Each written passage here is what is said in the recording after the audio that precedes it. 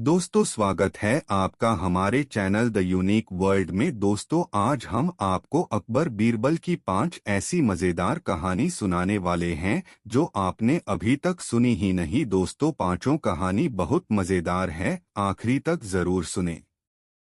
एक प्रकृति की समानता होने से बादशाह और बीरबल में उत्तरोत्तर प्रेम बढ़ता ही गया, जिस कारण बीरबल को गरीबों का हित करने के लिए अच्छा अवसर मिलता था। वह येनकेन प्रकारेण बादशाह को प्रेरित कर कुछ न कुछ नित्य गरीबों को दिला दिया करता था। एक दिन की ऐसी घटना घटी कि बादशाह के गुरु महाशय मक्का से चलकर दिल्ली आए। रास्ते में राह की जानकारी न रहने के कारण उन्हें बहुत भटकना पड़ा था। बादशाह ने अपने गुरु का भली भांति आदर सत्कार किया। जब वे प्रकार कुछ दिन रहकर तगड़े हो गए तो फिर मक्का शरीफ लौट जाने का विचार प्रकट किया। बादशाह ने बड़ी प्रसन्नता से उन्हें पर्याप्त वस्त्राभूषण तथा धन धान्यादि देकर विदा किया। कितने दिनों के पश्चात एक दिन बादशाह ने बोरबल से पूछा, क्यों बीरबल, जैसे ये पीर साहब हमारे गुरु हैं, वैसे ही तुम्हारे भा कोई गुरु होंगे? यदि हैं तो वे कहाँ रहते हैं? वे कभी तुम्हारे यहाँ आते हैं? क्या तुम ही उनसे मिलने जाया करते हो? बीरबल ने उत्तर दिया, पृथ्वी नाथ, मैं निगुरी नहीं हूँ। आपकी मेहरबानी से मेरे अनेकों गुरु हैं, परंतु उसमें भेद केवल इतना ही है कि वे सबके सब बाहर रहते हैं। इसी कारण न कभी यहाँ आते हैं, न हमको उनका दर्शन हो मिलता है। थोड़े दिन से मेरे सुनने में आया है कि हमारे एक गुरु यहाँ आ रहे हैं। मुझे उनके रहने का स्थान तक ज्ञात नहीं है, फिर ये बताने ही क्यों लगे? उन्हें तो किसी के शान तके की दरकार नहीं है। वैसे निष्प्रिय गुरु देखने में नहीं आते। यही कारण है कि इस दीन के द्वार पर कभी भी नहीं आने की कृपा करते। बादशाह को ऐसे गुरु से मिलने की इच्छा हुई और वे बोरबल से बोले, दीवान जी, जो तुम्हारे गुरु में इतनी विशेषता है तो मैं भी एक बार उनका दर्शन करना चाहता हूँ। हो सके तो जल्दी से जल्दी मुझे उनसे मिलाने का प्रबंध करो। बीरबल बोला, पृथ्वीनाथ, जब आप उनसे मिलने की इच्छा प्रकट करते हैं तो मैं तत्परता से उनकी खोज कराऊंगा, और यदि वे भी आपसे मिलने की इच्छा करेंगे तो मैं अवश्य आपसे उनका साक्षात करा दूंगा। बादशाह ने कहा, मुझे अविलंब उनसे मिलाने की चेष्टा करो। बीरबल बादशाह को तसल्ली देकर वहां से विदा हुआ। घर जाते समय रास्ते में एक वृद्ध लकड़हारे से उसकी मुलाकात हो गई। वह बेचारा तमाम परेशानी उठाकर भी आज अपनी संपूर्ण लकड़ियों को नहीं बेच सका था। बीरबल ने उससे बची हुई लकड़ियों का मूल्य दरियाफ्त किया, फिर पैसा देने के मिस से उसका अपने घर लिवा ले गया। लकड़ों का मूल्य देकर बीरबल ने लकड़हारे से पूछा, क्यों जी लकड़हारे, तुम हमें कोई सभ्य पुरुष जान पड़ते हो? समय के फेर से इस समय लकड़ियां बेचकर अपनी गुजर करते हो। मेरा तुमसे एक जरूरी काम है। यदि तुम उसके करने पर उद्यत हो जाओ तो मैं तत्काल तुम्हें 25 रुपए दूं। काम हो जाने पर तुम्हारी गुजर माफिक काफी रुपए दूंगा। लकड़हारे ने मन में सोचा, यदि ना ही करूंगा तो यह दीवान है, जबरन बेगार में करावेगा। बेहतर है कि इसकी राजी करूं, तिस पर रुपए भी काफी देने को कहता है। मन में ऐसा ठहराकर वह बीरबल से बोला, मैं आपकी छोटी से छोटी आज्ञाएं पालन करने के लिए तत्पर हैं। आपकी सभी आज्ञाएं मुझे स्वीकार होगी। बीरबल ने कहा, अच्छा, मैं तुम्हें कुछ कपड़े देता हूँ, इन्हें धारण कर हनुमान जी के मंदिर के पिछवाड़े वाली कोठरी में जा बैठो, हाथ में माला लेकर बराबर जपते रहो। किसी की तरफ आंख उठाकर भी न देखना। तुमसे मिलने के लिए चहुत से अमीर उमराव आएंगे। मुमकिन है स्वयं बादशाह भी आवें, परंतु उनसे भी कदापि न बोलना। रुपयों के ढेर दें तब भी उधर नहीं देखना। देखो सावधान, मैं यहीं पर किसी जगह छिपकर तुम्हारी सारी बातें देखता रहूंगा। यदि मेरे कहने से जरा भी खिलाफ चलोगे तो तुम्हारी गर्दन मार दी जाएगी। बूढ़े लकड़हारे ने दृढ़ता पूर्वक उसकी आज्ञाओं का पालन करना स्वीकार किया। तब बीरबल ने उसके सारे बदन में खाक मलकर कोपीन वस्त्र पहनाया और हाथ में एक रुद्राक्ष की माला देकर मस्तक पर कृत्रिम जटा बांध दी। फिर उसे हनुमान जी के मंदिर में एक मृगचर्म पर बैठाकर आप बादशाह के पास पहुंचा। बादशाह का दरबार उमरावों से ठसाठस भरा हुआ था। बीरबल ने हाथ जोड़कर कहा, पृथ्वीनाथ, मेरे गुरुजी आए हुए हैं। आपके विषय में बातें करने पर उन्होंने आज से मिलना स्वीकार किए है, परंतु मुझे साथ जाने की मुमानियत करते हैं। यदि इतने पर भी आपके साथ जाऊंगा तो वे मुझसे बहुत नाराज होंगे। मुमकिन है कि चिढ़कर मुझे शाप भी दे दें। बादशाह ने पूछा, इस समय वे कहाँ ठहरे हुए हैं? बीरबल ने उत्तर दिया, हनुमान जी के मंदिर के बाहर की कोठरी में। बादशाह अपने दरबारियों को साथ लेकर बीरबल के गुरु से मिलने गए। वहां पहुंचकर बड़े अदब से प्रणाम कर बाकायदे उनके सामने बैठ गए और फिर पूछा, भगवन, कृपा कर आप अपना नाम तथा ठिकाना इस दास से बतलाएं। मैं इस कृपा के लिए आपका चिर कृतज्ञ बना रहूंगा। स्वामी जी तो पक्के गुरु के चेले थे। उन्होंने उनकी बातों का कुछ भी उत्तर न देकर बराबर अपना माला घुमाते ही रहे। बादशाह फिर बोले, स्वामी जी, मैं समस्त भारतवर्ष का अधिपति हूँ। मैं आपकी सारी इच्छाओं की पूर्ति कर सकता हूँ। यदि आपको किसी बात की चाहना हो तो मुझसे कहें। परंतु स्वामी जी फिर भी कुछ न बोले, बल्कि आंख उठाकर उनकी तरफ देखा भी नहीं। तब बादशाह ने 1,00,000 का तोड़ा उनके सामने रखवा दिया। उन्होंने सोचा कि शायद रुपयों के प्रलोभन में आकर स्वामी जी फेर में आ जाएंगे, परंतु वे न कुछ आशीर्वाद दिए और न रुपयों की तरफ देखा हो। बादशाह को स्वामी जी को ऐसो निष्ठुरता सहन न हो सकी और वे झल्लाकर बोले, अरे ऐसे अज्ञानियों से माथापच्ची करना मूर्खता है। यह तो कोई अज्ञानो है जो मनुष्य होकर भी पशुवत व्यवहार करता है। बादशाह रुपयों की थैली उठवाकर बीरबल के घर भेजवा दिए। उनका कसद था कि दिए दान को फिर वापस नहीं लेते थे। वे सब भांति से हारकर अपने महल को चले गए। दरबार उठने के पश्चात फिर जब बादशाह और बीरबल का एकांत में समागम हुआ तो बादशाह ने स्वामी के पास जाने से लेकर लौटने तक का सारा समाचार कह सुनाया। अंत में बादशाह ने कहा, अच्छा बीरबल, रियाद किसी को मूर्ख का सामना करना पड़े तो उस समय क्या करना चाहिए? बीरबल ने तत्काल उत्तर दिया, पृथ्वीनाथ, एकदम चुप रह जाना चाहिए। बादशाह को उल्टी तोहमत लगी।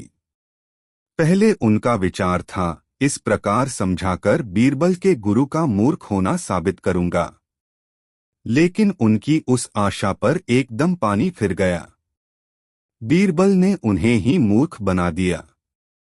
बादशाह ने कहा, सन्यासी को मैंने इतनी दौलत देकर बहुतेरा चाहा कि उससे कुछ वार्तालाप करूं, परंतु उसने धन का कुछ भी लालच नहीं किया, बल्कि उल्टे मुझको हो मूर्ख बना चुप रह गया। आज से कष्ट करता हूं कि अब भविष्य में जब कभी किसी महात्मा से मिलने जाऊंगा तो उससे मुलायमियत का व्यवहार करूंगा। बादशाह को अपनी उच्छलता पर बड़ा दुख उत्पन्न हुआ और अपनी तरफ से बीरबल को उसके गुरु से क्षमा प्रार्थी होने के लिए भेजा। यह तो बीरबल की मनचाही बात थी। वह उसी क्षण हनुमान जी के मंदिर में जा पहुंचा। सूर्यास्त का समय था और सब लोग वहां से चले गए थे। बीरबल लकड़हारे को अपने घर लिवा ले गया और उसकी बहुत प्रशंसा कर बोला, सावधान, यह बात कहीं ग्रगट न करना, नहीं तो जान के लाले पड़ जाएंगे। उसे 100 रुपए अपनी तरफ से और देकर विदा किया। लकड़हारे ने इतना रुपया कभी नहीं देखा था। वह बीरबल के सामने उस बात को आजन्म गुप्त रखने की प्रतिज्ञा कर खुशी दो अपने घर चला गया। दोस्तों, वीडियो को लाइक जरूर कर दे और कमेंट में बताएं ये नई कहानी कैसी लगी।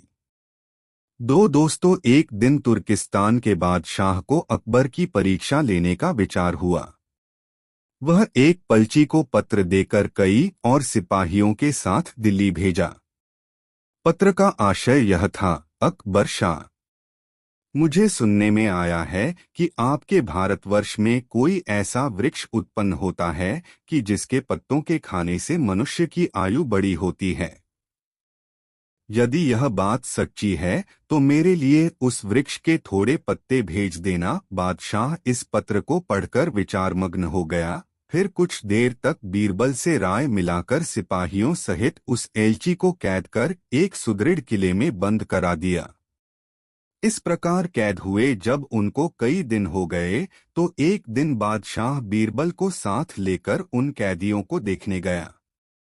बादशाह को देखकर उनको अपने मुक्त होने की आशा हुई, परंतु वह बात निर्मूल थी। बादशाह उनके पास पहुंचकर बोला, तुम्हारा बादशाह जिस वस्तु को चाहता है वह मैं तब तक उसे न दे सकूंगा जब तक कि इस सुदृढ़ किले की एक एक ईंट न ढह जाए। उसी वक्त तुम लोग आजाद भी किए जाओगे। तुमको खाने पहनने की तकलीफ न होगी, मैंने उसका यथोचित प्रबंध कर दिया है। इतना कहकर चाँदशाह चले गए, परंतु उन कैदियों की चिंता और भी बढ़ गई। वे अपने मुक्त होने का उपाय सोचने लगे। उनको अपने स्वदेश के सुखों का स्मरण कर बड़ा दुख होता था। वे सब कुछ देर तक इसी चिंता में डूबे रहे। अंत में उनका ध्यान ईश्वर प्रार्थना की तरफ झुका और अपने मुक्त होने के लिए ईशवंदना करने लगे। हे भगवान, क्या हम इस बंधन से मुक्त न किए जाएंगे? क्या हमारा जन्म इसी किले में बंद रहकर कष्ट भोगने ही के लिए हुआ था? आप दीनानाथ बचते हैं, अपना नाम याद कर हम असहायों की वेगी सुधि लीजिए। जैसे दो उनकी मुक्त होने की आशा विलीन होती गई, तैसे दो नित्य परमेश्वर से उस किले के टूटने के लिए प्रार्थना करने लगे। ईश्वर की दयालुता प्रसिद्ध है। एक दिन बड़े जोरों का भूकंप आया और किले का कुछ भाग भूकंप के कारण धराशायी हो गया। सामने का पर्वत भी टूटकर चकनाचूर हो गया। इस घटना के पश्चात एलची ने बादशाह के पास किला टूटने की सूचना भेजी। बादशाह को अपने वचन का स्मरण हो आया, इसलिए उस एलची को उसके साथियों सहित दरबार में बुलवाकर बोला, आपको अपने बादशाह का आशय विदित होगा और अब उसका उत्तर भी तुमने समझ लिया है। यदि न भी समझे हो तो सुनो, मैं उसे और भी स्पष्ट किए देता हूँ। देखो, तुम लांग गणना के केवल 100 ही मनुष्य हो, परंतु तुम्हारी आह से ऐसा सुदृढ़ किला ढह गया। फिर जहाँ हजारा मनुष्यों पर अत्याचार हो रहा है, वहाँ के बादशाह की आयु कैसे बढ़ेगी, बल्कि दिनों दिन घटती ही जाएगी और यथाशीघ्र लोगों की आह से उसका पतन हो जाएगा। तब बादशाह की आयु क्यों कर बढ़ सकती है? हमारे राज्य में तो अत्याचार भरसक नहीं होने पाता है। गरीब प्रजा पर अत्याचार न करना और उसका भली भांति पालन पोषण करना ही आयुवर्धक वृक्ष है, बाकी सारो बातें मिथ्या हैं। 2 दुर्बल को न सताइए, जाकी मोटी हाय। मुए खाल को श्वास सो, सार भस्म हो जाए। इस प्रकार समझा बुझाकर बादशाह ने उस एलची को उसके साथियों सहित स्वदेश लौट जाने की आज्ञा दी और उनका राह खर्च भी दिया गया। वे तुर्किस्तान में पहुंचकर यहाँ की सारी बातें अपने बादशाह को समझाया। अकबर की शिक्षा को सुनकर बादशाह दरबारियों सहित उसकी भूरी भूरी प्रशंसा करने लगा।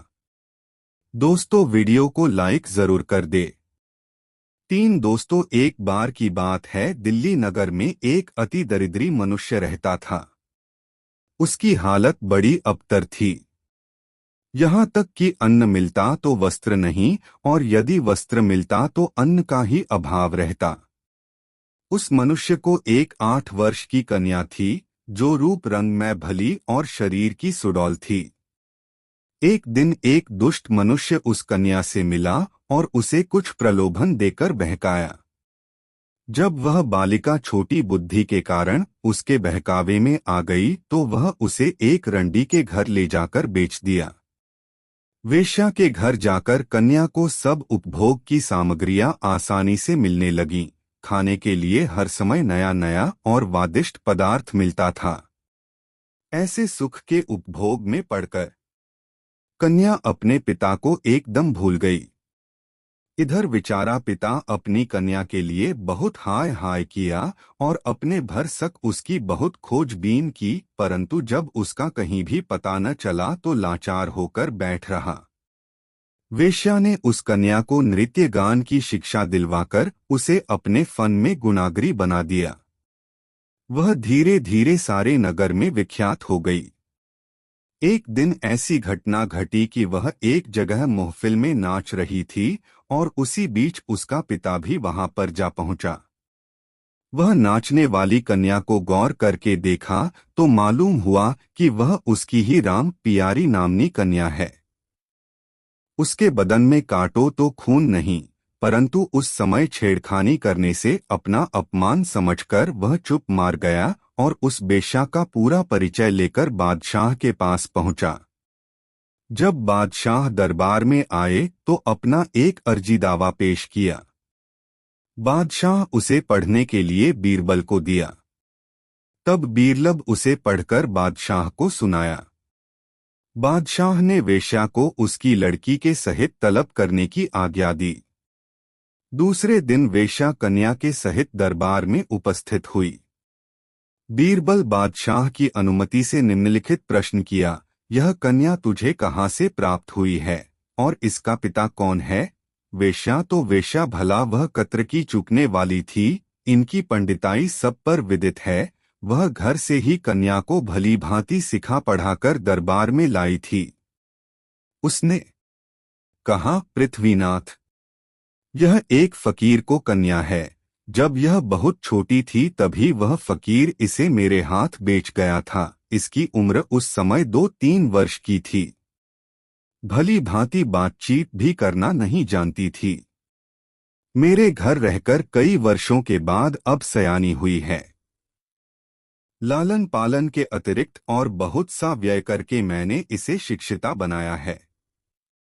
बीरबल ने उस कन्या से पूछा, क्यों री छोकरी, तू अपने माता पिता को जानती है? तेरा जन्म किस जगह हुआ था? लड़की बोली, ना सरकार, मैं तो अपने माता पिता की सूरत भी नहीं पहचानती। जब से होश संभाले हूँ तब से आज तक बराबर इन्हीं का साथ है और मैं इन्हीं को अपनी माँ जानती हूँ। बीरबल ने वेश्या से पूछा, तू इस लड़की का नाम जानती है? वेश्या बोली, हाँ, मैं इसको काशी के नाम से पुकारती हूँ। बीरबल ने कहा, अच्छा, अब आज तुम अपने घर जाओ, कल दरबार के समय फिर उपस्थित होना।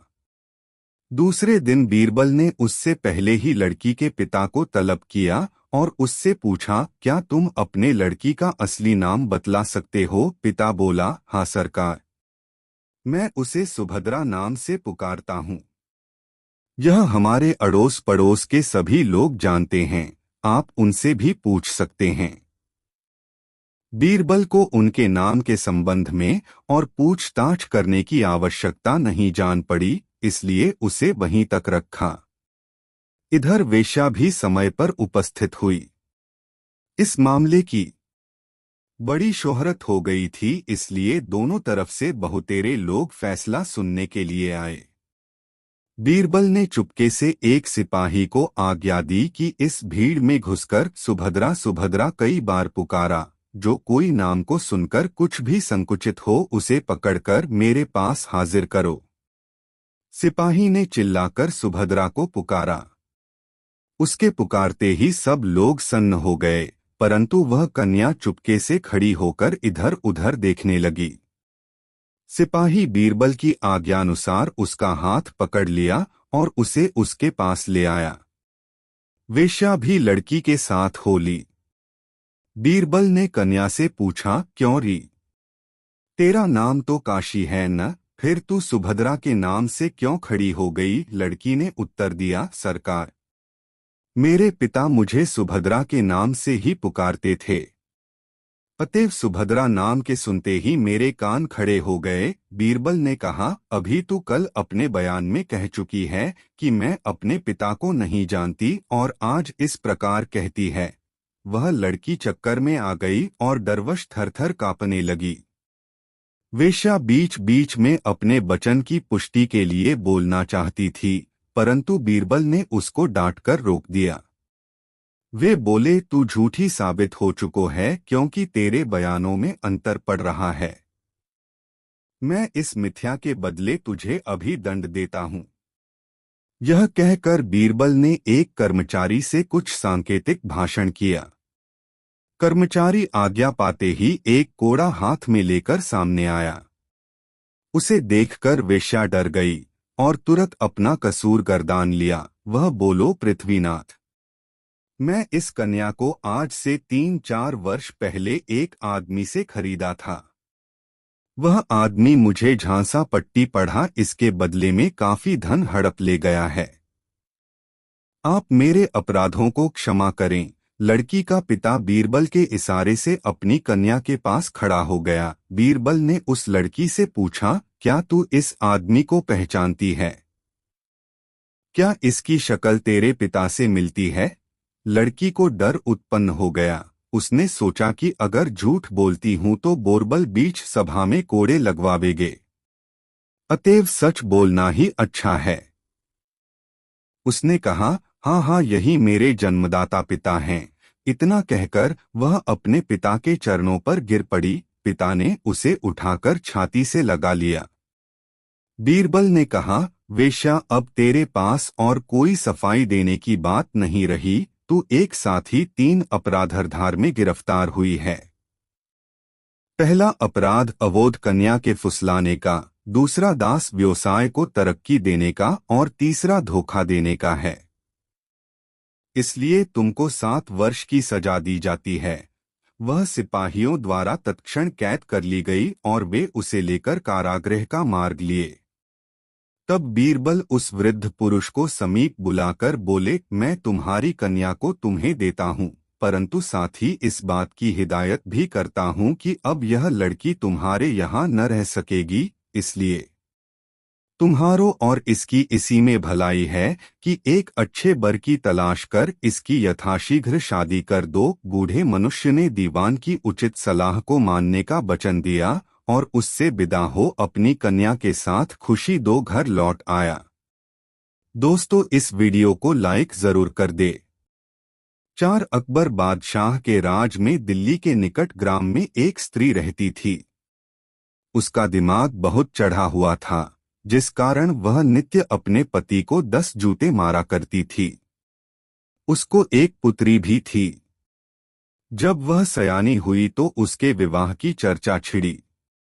उसने बर के लिए दूर दो के गांवों में अपना पैगाम भेजा, परंतु कोई उस कन्या से अपने लड़के का विवाह करने के लिए राजी न हुआ, कारण कि सबको उस कन्या के माता की करतूत मालूम थी। वे लोग यही सोचते थे कि जैसी माता है उसकी पुत्री भी उसी के समान होगी। उन दिनों भगवान की कृपा से बीरबल की बड़ी ख्याति हो रही थी, जिस कारण कितने ही लोग क्या जात क्या परजात भीतर भीतर उससे ईर्ष्या करने लगे। सबों ने मिलकर सोचा कि यदि इस लड़की से बीरबल का विवाह हो जावे तो इसकी कीर्ति की जगह अपकीर्ति फैलने लगे। एक दिन बोरबल को बिरादरी का एक ब्राह्मण जो कि पुरोहिती करता था उससे मिलने आया।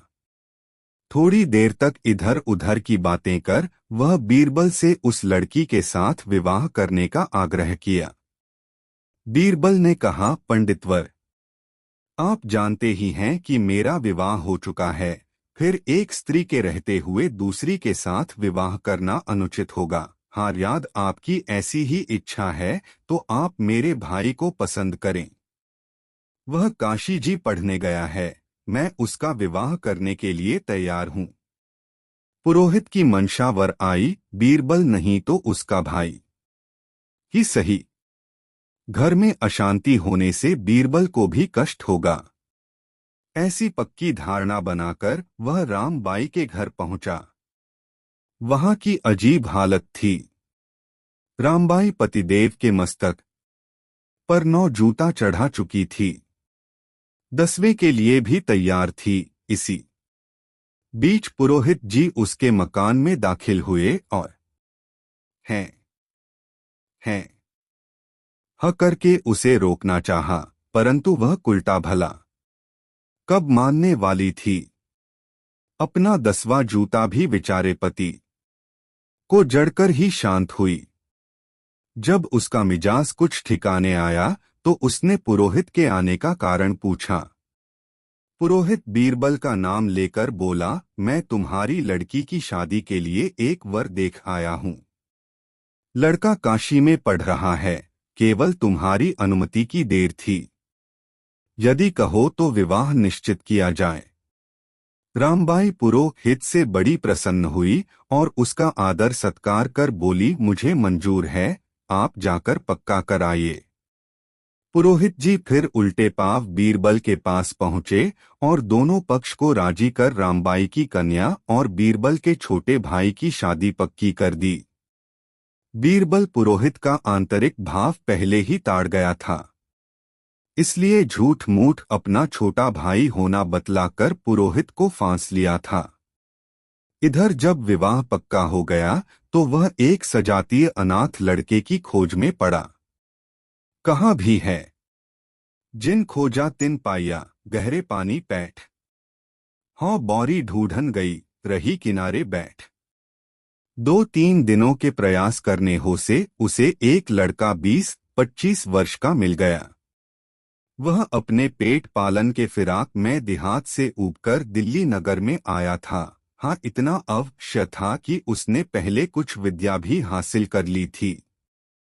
बीरबल उस लड़के को आश्रय देने का वचन देकर अपने घर ले गया और उसको समझा बुझाकर बोला, देखो मैं तुम्हारा विवाह रामबाई की कन्या से करा दूंगा और तुम्हें निर्वाह मात्र के लिए सारा सामान भी दूंगा, परंतु एक बात तुमको भी करनी पड़ेगी।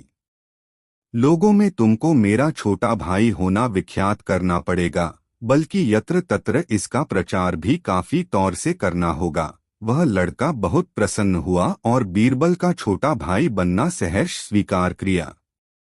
मरत रहे एक चना के, पाए गए 2 दाल। भला इस जमाने में ऐसा कौन होगा जिसको अपना विवाह होना न भावे। अब दोनों तरफ से विवाह की तैयारी होने लगो। जब अच्छा मुहूर्त आया तो बाजे गाजे के साथ उसका गठबंधन हो गया। लड़की के विदाई की शायद शोध कर पुरोहित फिर रामबाई से मिला और उसे कन्या के रुखसती का दिन बतलाकर बोला, बाई जी, मैं चाहता हूं कि आप जैसी मिजाज को तेज हैं और अपने पति को दबाकर उस पर अपना पूरा प्रभाव जमाए रहती हैं, उसी प्रकार आपकी लड़की आपसे भी बढ़कर हो, तब तो तुम्हारा नाम नहीं तो सब व्यर्थ होगा। इतना कहकर पुरोहित जी अपने घर चले गए। रामबाई बड़े चिड़चिड़े मिजाज की औरत थी। उसने अपनी लड़की को बुलाकर समझाया, देखना बेटी, तुम हमारे नाम को कायम रखना, अपने पति को हर समय द्वाए रहना। मैं तो अपने पति को प्रतिदिन 10 ही जूते मारती हूँ, तुम 15 का हिसान रखना। अगर मेरे कहे अनुसार न चलेगी तो मैं फिर आजन्म तेरो मुख नहीं देखूंगी। क्रमशः लड़की के विदाई की घड़ी भी आ पहुंची। रामबाई ने अपने पति को उसे ससुराल पहुंचाने के लिए भेजा। लड़की को घर आते ही बीरबल ने अपना रुख ऐसा बनाया कि वह कन्या बीरबल के सामने गाय की तरह कांपने लगी।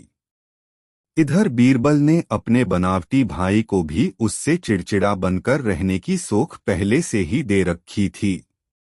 इन दोनों के चिड़चिड़ेपन को देखकर बिचारी कन्या का जूता जड़ने का भाव काफूर हो गया और डर के कारण अपने मां के दिए जूते को एक कोने में गुप्त रोती से छिपाकर रख दिया। बीरबल ने लड़की के बाप यानी अपने ससुर को कुछ दिन वहीं ठहरने का आग्रह किया, जिस कारण वह कुछ दिनों के लिए वहीं रुक गया। बीरबल ने देखा कि अब यहाँ तो सफलता मिल गई, दूसरी तरफ भी हाथ साफ करना चाहिए। एक दिन अपने भाई के स्वसुर विटोकरा विष्णु से वार्तालाप करता हुआ प्रेम से गदगद होकर उनके पीठ पर हाथ फेरने लगा। पीठ में गड्ढे तो पड़े ही थे। उसने द्रधित होकर पूछा है, आपकी पीठ में ये गड्ढे कैसे हैं? लड़की का पिता दुखित होकर अपना सारा समाचार कह सुनाया। बीरबल ने कहा, भाई, दुख मनाने से दुख न छूटेगा, बल्कि निवृत्ति के लिए कुछ उपाय करना चाहिए। यदि आप करें तो मैं एक रास्ता बतलाऊं, उससे आपका दुख अवश्य छूट जाएगा। उसने बीरबल की बात मान ली। तब बीरबल ने कहा, आपको मेरे यहाँ लगातार 4 महीने रहना पड़ेगा और नित्य सूर्य के सामने मुख करके इतने दंडवत करने होंगे कि जिससे आपका शरीर पसीने से तर न हो जाए। वह नित्य बीरबल के बतलाए क्रमानुसार सूर्य को दंड प्रणाम करने लगा। उधर बीरबल ने उसके खाने पीने का अच्छा प्रबंध कर दिया। पौष्टिक पदार्थ खाने को मिलने से 4 महीने में वह मुटाकर लड़की का कुंदा हो गया। तब बीरबल ने लुहार को आर्डर देकर एक सुंदर डंडा बनवाया। उसमें स्थान 2 पर ऐसे लोहे जड़वा दिए कि वह खासा लुहांगी बन गया। बीरबल उस लुहांगों को उसे देकर बोला, देखो, लोगों के पूछने पर इस लुहांगी को अपना गुरुभाई बतलाना। फिर उसे भली भांति शिक्षित कर उसको घर भेज दिया। इधर रामबाई नित्य के जूतों का हिसाब जोड़कर उसका घाटा जोड़ा करती थी। जब उसका पति 5 महीने में हृष्ट-पुष्ट होकर आया तो वह देखकर बड़ी प्रसन्न हुई। कहाँ तो बेचारा थका मांदा मंजिल मार कर आया था, कहाँ उसे जूता जमाने की सूझी। वह कुल्टा पति को जूता खाने के निश्चित स्थान पर ले गई। वह चुपचाप बैठा रहा, परंतु अपने गुरुभाई यानी लुहाठी को नहीं भूला। ज्यों ही उसकी स्त्री ने उसके सिर पर पहला जूता लगाया कि वह उठकर लुहाठी को तानकर उसके सिर पर ऐसा जमाया कि उसका सिर भन्नाने लगा। वह बोली, अर्र राम राम, यह तो मार ली रे। पति ने थोड़ा अंतर देकर एक डंडा और जमाया। अभी तीसरा मारने ही जा रहा था कि इतने ही में अड़ोस पड़ोस के कुछ लोग जमा हो गए और पीछे से उसका हाथ पकड़ लिए। स्त्री डर के कारण कांपने लगी और उसने उठकर अपने पति से क्षमा प्रार्थना की। वह सदैव के लिए उसकी चेलिन हो गई। बीरबल के द्वेषियों का दिल टूट गया और उसी तारीख से लोगों ने उसका अनिष्ट सोचना छोड़ दिया।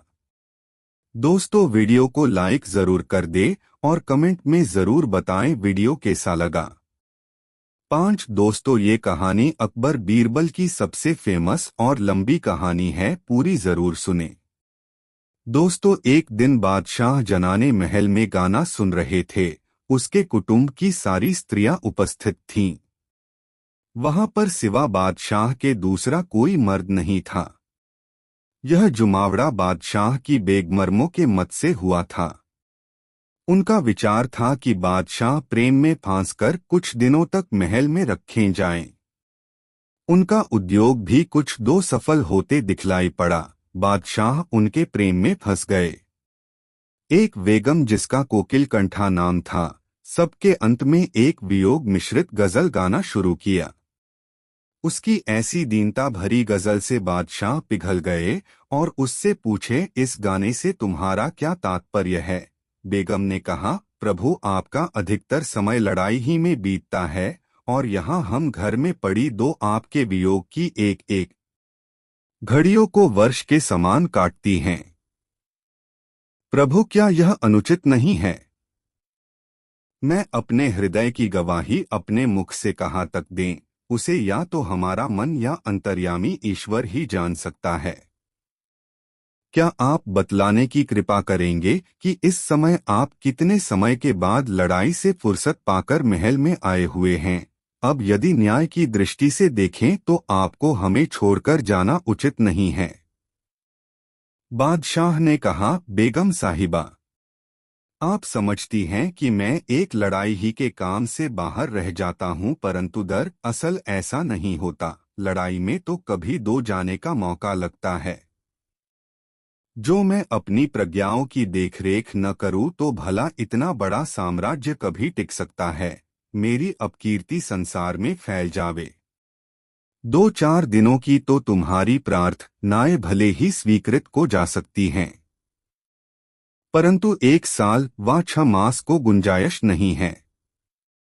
मेरी अयोग्य सेवाओं से चिढ़कर मेरे सरदार और शाहजादे मुझसे गदर मचा सकते हैं, फिर मैं कितनी कठिनाई में पड़ जाऊंगा, क्या कभी इस पर भी विचार दौड़ाती हो? हाँ, इतना भले ही कर सकता हूँ कि जो समय राजकीय कामों से बचाकर शिकार आदि में लगाता हूँ वह तुम्हारे पास ही रहकर बिताऊंगा।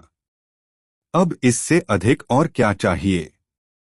बादशाह के ऐसे रूखे उत्तर से सकुचाकर बड़ी बेगम साहिबा ने कहा, प्रभु आप सारी बातें भले ही सही दो कहते हों, परंतु फिर यह भी विचार करें कि हम घर में रहने वाली बेगमों का दिन रात कैसे कटे, क्या हम पशु के समान बंधी पड़ी रहे? तब एक दूसरी बेगम बोली, प्रभु आपकी न्याय प्रियता सब पर विदित है। आप अपने छोटे से छोटे कर्मचारियों की प्रार्थनाएं सुनते हैं, तो क्या कारण है कि हम लोगों की न सुनेंगे? चाहे जो हो, आज तो हम आपको यहाँ से हिलने न देंगी, आगे हमारा प्रारब्ध जाने। सेखी करना भूल है, पर हम लोगों की बिना आज्ञा लिए आप कैसे जाएंगे? तीसरी बेगम मुस्कराती और नेत्रों का बाण चलाती हुई बोली, आप लोग भी क्या हैं? हमारे स्वामी अपनी दयालुता के लिए विश्व विख्यात हैं। ये अब हमारी प्रार्थनाओं को मानकर आज से हम लोगों का साथ छोड़कर कहीं न जाएंगे। यदि तुम लोगों को मेरी बातों का विश्वास न हो तो मैं शर्त लगाने के लिए तैयार हूँ। जिसका जी चाहे मुझसे आकर हाथ मारे। चौथी बेगम हाव भाव दिख लाकर बोली, बहनों स्वामी जी तो ना ही करते ही नहीं हैं, आप लोग इतना आग्रह क्यों करती हैं? मौन्य स्वीकृति लक्ष्य नम उत्तर न देना ही स्वीकार कर लेना है। बादशाह इन स्त्रियों के नेत्र कटाक्ष और हाव भाव में बंध गए।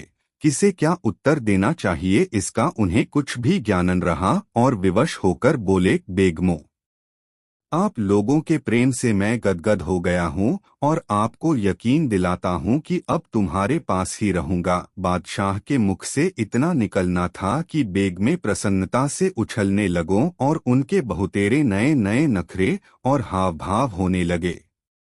नित्य के नए नए प्रेम और नई नई मन बहलाव की बातों से बादशाह का मन ऐसा लग गया कि उन्हें अपने दरबार तक की सुध बुध न रही। राज में क्या होता है और क्या नहीं इसकी कुछ भी चिंता न रही। कई महीनों का समय इसी प्रकार गुजस्त हो गया, परंतु बेचारे दरबारियों को बादशाह की खोज करते ही बीत गया। उन्हें यहाँ तक भेद न मिला कि आखिरश बादशाह किस पर्दे में जा छिपे हैं। जनाने में रहने का तो हवा भी नहीं लगने पाई थी। इधर राज्य में गदर हो जाने की आशंका उत्पन्न हो गई। ऐसी दशा में दरबारियों को बादशाह का अभाव बहुत खलने लगा। बेग में दरबारियों से बड़ी सतर्क थीं। वे सब पहले ही से दृढ़ संगठन कर चुकी थीं कि बादशाह का भेद दरबारियों को न मिलने पावे नहीं तो हमारे रंग में भंग डालने को उद्यत हो जाएंगे और कोई न कोई चाल चलकर स्वामी को हमारे कब्जे से बाहर निकाल ले जाएंगे। बादशाह प्रेम पास में ऐसे जकड़ गए थे कि उन्हें इतना भी गम नहीं था कि कहाँ सुबह हो रहा है और कहाँ सांझ। बेगमों को अन्य दरबारियों से तो उतनी चिंता न थी, परंतु बीरबल और गंग कवि का उन्हें बराबर खटका बना रहता था। उनको विश्वास था कि यदि इन दोनों में से एक को भी किसी प्रकार से बादशाह का महल में होना विदित हो जाएगा तो ये हाथ मारकर बादशाह को हमारे कब्जे से बाहर निकाल ले जाएंगे। इसलिए उन्होंने अपनी सहचरियों और पहरे के सिपाहियों को खूब सावधान कर दिया था।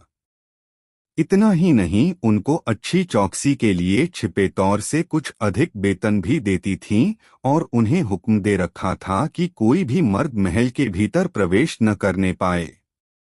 जो काम बादशाह के करने का था वह सब रुक गया।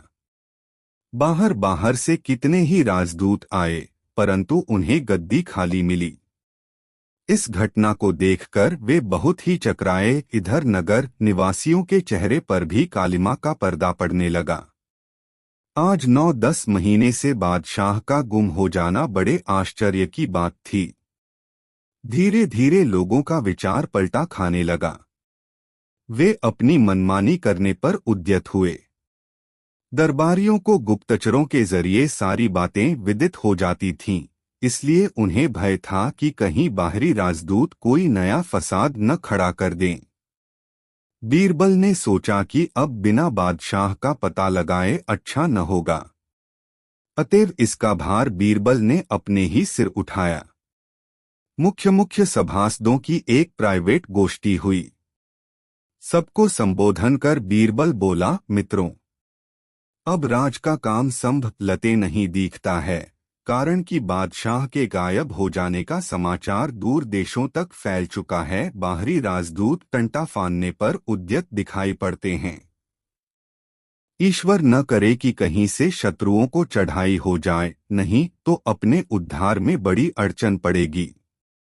ऐसी स्थिति में एक ही शत्रु नहीं होते, बल्कि राज्य के लोभ से जो लोग मित्र रहते हैं वे भी शत्रु बनकर चढ़ाई करने पर उद्यत हो जाते हैं।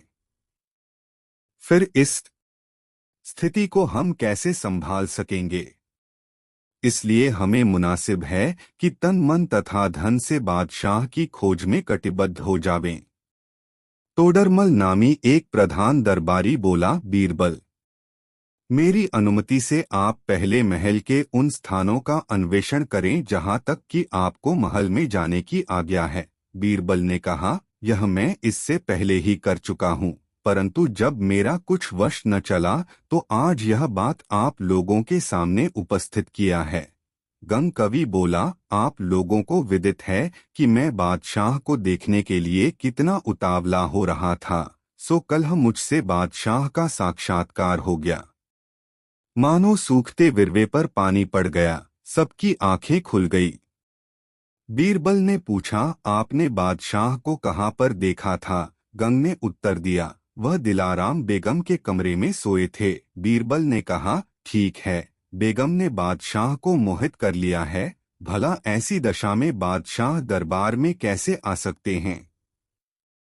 गंग कवि ने कहा, केवल पता लगाने ही में मुझे जान पर खेलने की नौबत आ पहुंची थी। अब वहां से निकाल लाना कोई आसान बात नहीं है।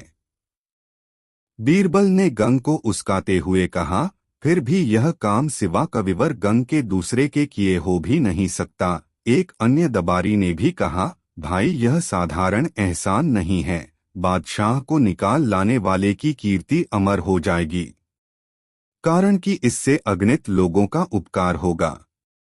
गंगजी तुरंत कार्य संपा दन के लिए अग्रसर होइए। गंग बोले, क्या खूब जान पड़ता है कि आप लोग मेरा ही प्राण लेने को उद्यत हुए हैं। खान खाना अब तक चुप्पी साधे हुए था, परंतु गंग को कच्छ डियाते देखकर बोला, गंगजी, इसमें आपके लिए कोई भय करने की बात नहीं है। यदि बादशाह क्रोधित भी रहेंगे तो आपकी तरफ देखते ही पानी दो हो जाएंगे।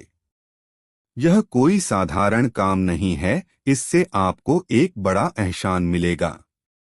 गंग बोला, क्या आप लोग उन बेगमों को कुछ कम समझते हैं जो बादशाह को अपने प्रेम फांस में जकड़कर आज 10 महीनों से गुम किए हुए हैं? यदि वे मुझसे रुष्टा होकर बादशाह को उल्टा सीधा समझा देंगी तो बादशाह मेरी जान लेने पर उतारू हो जाएंगे।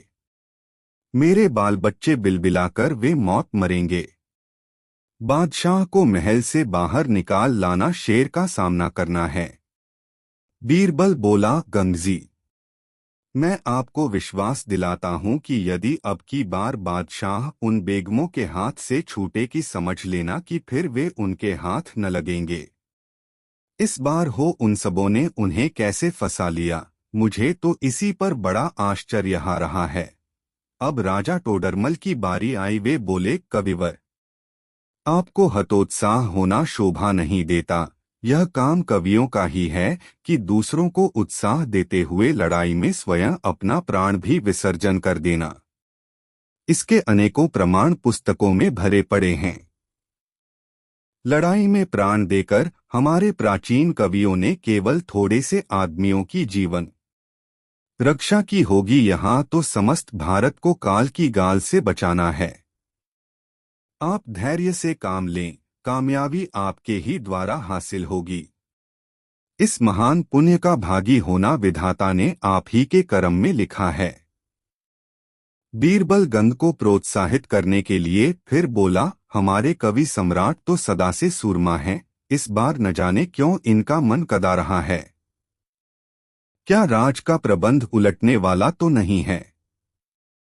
हरेच्छा भावी बड़ी प्रबल होती है। गंग से चुप न रहा गया। वे बोले, दीवान साहब अब कुछ न कहो, आपके बोलने से मेरा कलेजा फड़कने लगता है।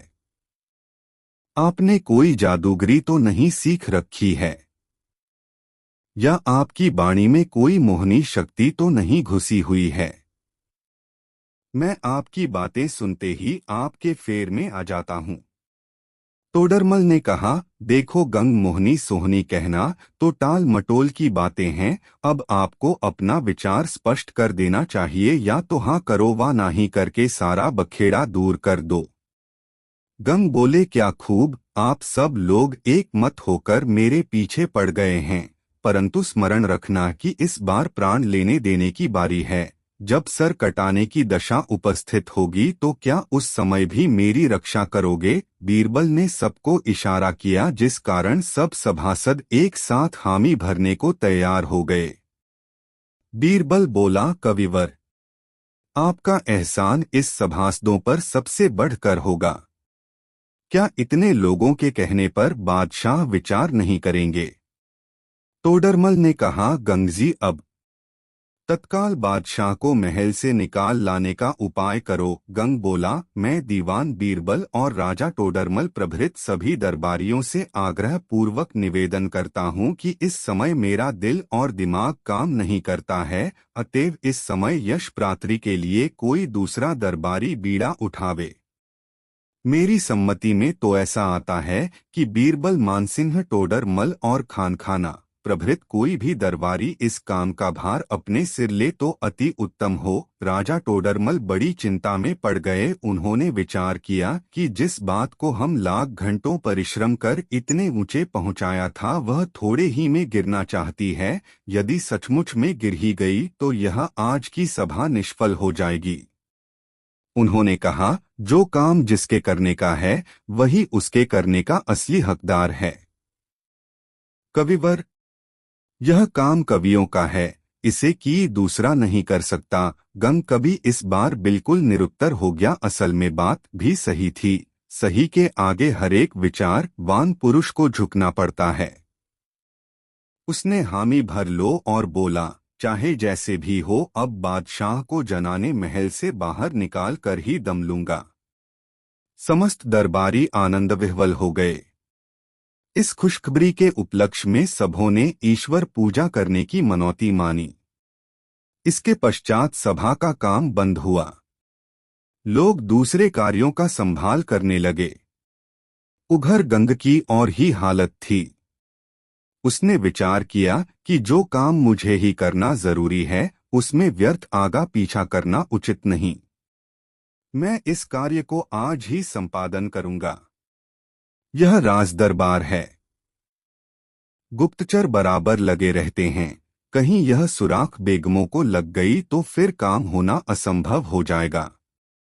वे बादशाह को ऐसी गुप्त कोठरी में छिपा देंगी कि वहां तक मेरा पहुंचना ही कठिन हो जाएगा। फिर एक कवि की ऐसी युक्ति भी है, कौल करे सो आज कर, आज करे सो अब, पल में परलय होएगो, बहुरी करोगे कब।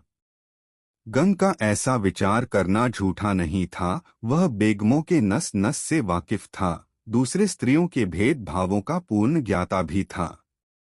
प्रातःकाल ही अपने कार्य साधन का निश्चिंत कर जब अर्धरात्रि का अमला आया तो अपनी पोशाक बदलकर भयावनी सूरत बना ली।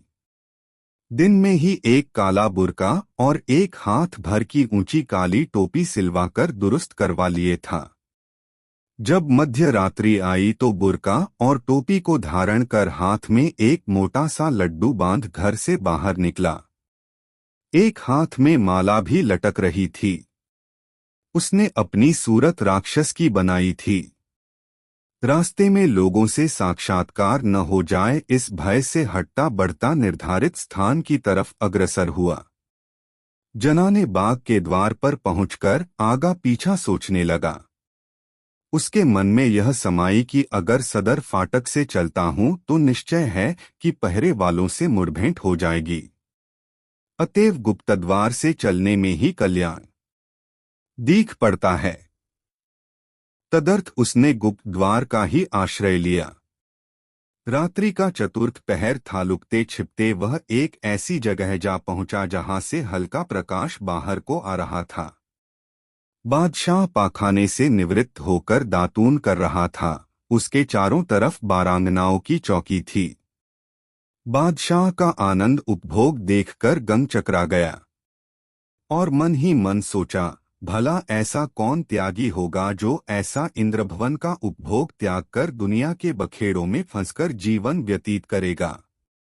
किसी के आनंद में बाधा पहुंचाने से बड़ा प्रायश्चित लगता है, परंतु क्या करूं, मैं तो कर्तव्य की बेड़ी पहन चुका हूं, मुझे तो उसका निर्वाह करना ही पड़ेगा। फलदाता ईश्वर है, उसे जो पसंद होगा करेगा। ऐसा संकल्प विकल्प कर अपने मन को भली भांति पक्का कर लिया। फिर खिड़की के समीप पहुंचकर एक गहरी ललकार देकर बोला, ऐ बादशाह, तू अभी तक अपने को मनुष्य समझकर अचेत पड़ा है, परंतु बाहर के लोग तुझे घोड़े और गधे की उपाधि वितरण कर रहे हैं। क्या तुझे इसका भो कभी ध्यान आता है? मौका है, अब भी संभल जा। इतना कहना था कि वह बड़ी तेजी से निकल भागा। उसके भागने की गति इतनी तेज थी कि चाहे कोई कितना ही दौड़ा क्यों न होता, परंतु उसका हाथ नहीं मार सकता था। बादशाह भीतर से पुकार कर बोले, अरे कोई है, इस नालायक को अभी जान से मार डालो। बादशाह को गंग ऐसा प्रख्यात कवि का शब्द ज्ञात था। उसकी आवाज से उसने गंग का होना निश्चित किया और उसके कहने का भावार्थ भी उनकी समझ में आ गया। लेकिन यहाँ कौन आकर बोल गया, यह उनके मन में स्थिर न हो सका। वह भलो भांति से जानते थे कि इस स्थान पर आने में पशु पक्षी तक भयभीत होते हैं, भला कोई मनुष्य कैसे आ सकता है। उधर विचारा गंग प्राण लेकर भागा तो सही, परंतु फिर भी चौकीदारों की हद से बाहर नहीं जा सका। आखिरश पकड़ा ही गया। चौकीदारों ने देखा कि यह तो कविवर गंग हैं, इनका यहाँ आना मतलब से खाली न होगा। अगर कोई चोर घुसा होता तो हम उसे मार डालते, परंतु इनको मारना उल्टे हम लोगों का प्राण घातक होगा। वे उसे सजीव छोड़ दिए। विचारा गंग कैद कर लिया गया। बादशाह क्रोध से तमतमाया हुआ महल से बाहर निकला। बेगमों ने हरचंद उन्हें रोकने की कोशिश की, परंतु किसी की एक न सुनी। कवि गंग की घोड़े और गधे बाली उपमा उनके मन में उबल रही थी। बेगमों को अपने दरबारियों की इस हरकत पर बड़ी नाराजगी हुई और वे उन्हें लाखों प्रकार की बद्दुआएं देने लगीं। अंत में यह जानकर उन्हें कुछ तसल्ली हुई कि जिसने हम लोगों के रंग में भंग डालकर बादशाह को बाहर निकाला है, उसका प्राणदंड की सजा मिलेगी और आज से सब पर विदित हो जाएगा कि ऐसा कर्म करने वाले की कैसी दुर्गति होती है। दरबारियों का जब बादशाह का बेगमों के फंदे से छूटना और कवि गंग पर आई विपत्ति का समाचार मिला तो हर्ष और शोक दोनों को एक साथ ही प्राप्त हुए। बादशाह बाहर निकलने के दूसरे ही दिन सारे नगर में अपने प्रकट होने का ढिढोरा पिटवा दिया, जिससे प्रजावर्ग में आनंद की वर्षा होने लगी और अत्याचार यानी बगावत करने की इच्छा करने वालों को भय उत्पन्न हो गया। दरबार के समय नगर के हर एक विभाग से दबारीगण और प्रजावर्ग के लोग आकर दरबार को भरने लगे। बादशाह क्रोधोन्मुख सिंहासन पर आ बिराजे। इतने दिनों के पश्चात आज बादशाह को लोगों ने सिंहासन पर आरूढ़ देखा। लोग बादशाह को सलाम कर करीने से अपनी दो जगहों पर जा बैठे। बादशाह से रुख मिलाने की किसी में साहस न थी, सबका सिर नीचे को झुका हुआ था। इसी बीच सिपाही लोग गंग कची को रात्रि वाली पोशाक में बांधकर दरबार में ले आए। गंग को प्रोत्साहन देकर भेजने वाले दीवान प्रभृत सभी दरबारियों ने गंग के निराले ढंग को देखा। वे मन ही मन ईश्वर से उसकी खैर मनाते हुए सुअवसर की प्रतीक्षा करने लगे। वे तन मन से उसकी जीवन रक्षा करने के लिए तत्पर थे। बादशाह गंग को न पहचान कर बोले, मैं क्या देख रहा हूँ, क्या यह कोई प्रेत व पिशाच तथा भूत तो नहीं है। तत् गंग कवि को सुअवसर मिला और वह बंधा बंधा झुककर बादशाह को सलाम किया। सलाम करते समय उसकी लंबो टोपी जमीन पर गिर पड़ी, जिससे उसका चेहरा साफ साफ दिखाई पड़ने लगा। बादशाह गंग को देखकर पहचान गए और बोले, गंग, तुमने किस अधिकार से रात्रि के समय मेरे जनाने महल में प्रवेश किया था। तुम्हारा कसूर प्राण दंड पाने का है। गंग लाचार था, उसने अपने मुख से कुछ भी उत्तर न दिया। बादशाह की आज्ञा पाते ही बधिक उसे कत्ल करने के लिए म्यान से तलवार निकालकर सामने आए। गंग अपनी अंतिम घड़ियां गिनने लगा।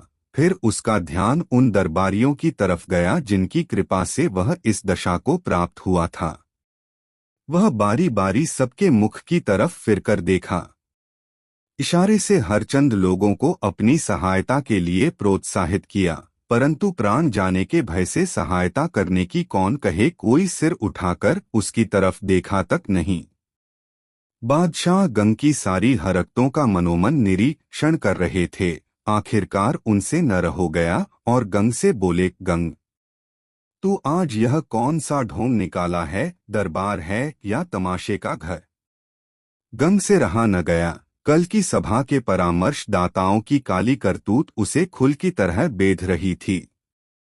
अभी कलह तो वे उसे विमानारूढ़ कर सदैह स्वर्ग पहुंचाने पर तुले हुए थे और आज किसी के मुख में छेद ही नहीं दिखाई पड़ता। ऐसा प्रतीत होता है कि अगली बातों से इन्हें कुछ भी परिचय नहीं है। जब मुझे काल के गाल में जाना ही है तो इन्हें भी विश्वासघात का मजा चखाकर जाना चाहिए, ताकि सबको आगे के लिए मेरा सबक याद रहे। कवि गंग दरबारियों की तरफ हाथ का इशारा करके बोला, पृथ्वीनाथ, इन्हीं दरबारियों की काली करतूतों के कारण आज मैं इस दुर्गति को प्राप्त हुआ हूँ। इसमें इन सबों का सारा अपराध है। फिर उसने सबके सामने प्राइवेट सभा का होना और उसमें लोगों का उसे उभाड़ कर भेजना आदि दो बातें एक एक कर कहना शुरू किया। गंग कवि को बातों से बादशाह को बड़ा कौतूहल हो रहा था। इस पर तो वे खिलखिलाकर हंस पड़े, जबकि गंग द्वारा उसे मालूम हुआ कि दवारी लोग कल की सभा में उसे बचाने का कष्ट करके अब मुंह से चूं तक नहीं बोलते।